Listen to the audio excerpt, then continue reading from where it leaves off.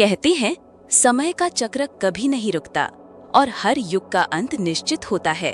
सत्य युग, त्रेता युग, द्वापर युग के बाद अब हम कलयुग में जी रहे हैं। लेकिन क्या आपने कभी सोचा है इस कलयुग का अंत कैसे होगा और क्या श्री कृष्ण ने इसके बारे में कोई भविष्यवाणी की थी?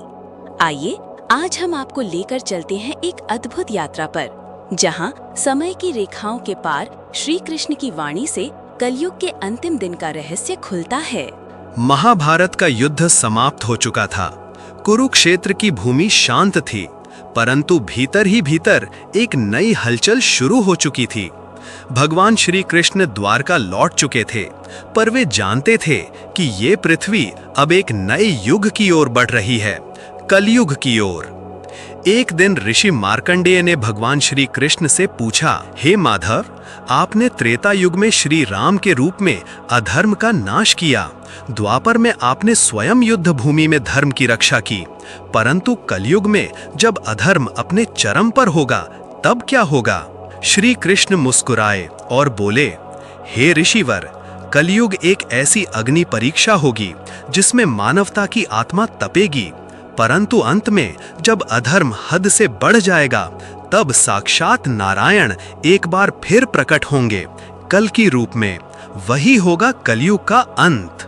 जैसे ही श्री कृष्ण ने धरती का त्याग किया, उसी क्षण से कलयुग का आरंभ हो गया। धर्म की चार पायों में से तीन डगमगाने लगे, सत्य, करुणा और संयम। धरती पर अधर्म, पाप, स्वार्थ और हिंसा ने धीरे धीरे अपने पांव पसारने शुरू किए। मनुष्यों ने आत्मा से अधिक शरीर को महत्व देना शुरू किया। माता पिता वृद्धाश्रम में जाने लगे, गुरु का आदर धन से तौला जाने लगा, न्याय बिकने लगा और रिश्ते स्वार्थ में डूब गए। परंतु ये सब तो श्री कृष्ण ने पहले ही जान लिया था। विष्णु कृष्ण ने भविष्य पुराण में कलयुग के अंत की जो भविष्यवाणी की है, वो सुनकर आपकी रूह कांप जाएगी।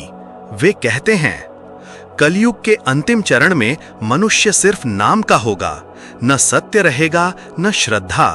धर्म का उपहास उड़ाया जाएगा, स्त्रियां भोग की वस्तु समझी जाएंगी, राजा लोभी होंगे और न्याय बिकेगा।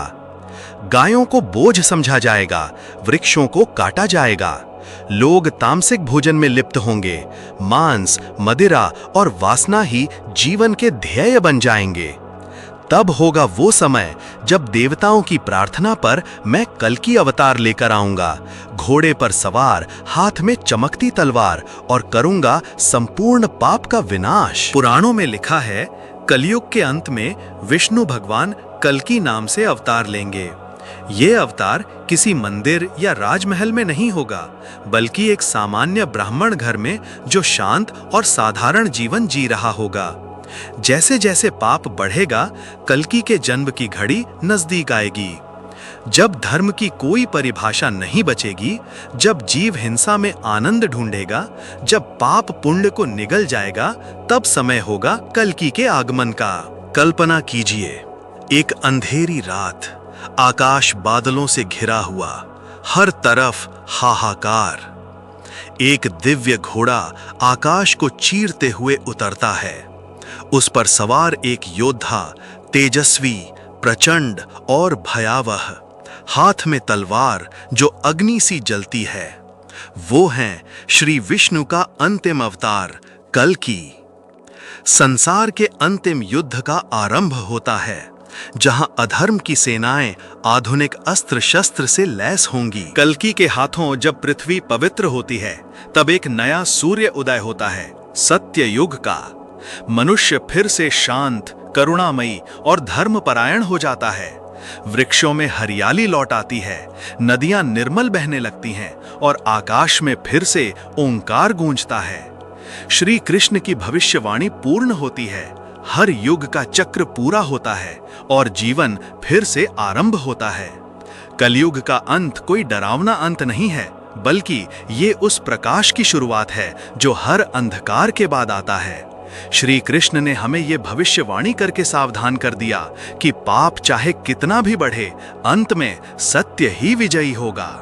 तो क्यों न हम अभी से उस सत्य, करुणा और धर्म की राह पर चलें, ताकि जब कल की आए हम उनके साथ खड़े हों धर्म की सेना में। अगर आपको ये कहानी प्रेरणादायक लगी हो तो वीडियो को लाइक करें, शेयर करें और हमारे चैनल को सब्सक्राइब करना न भूलें। कमेंट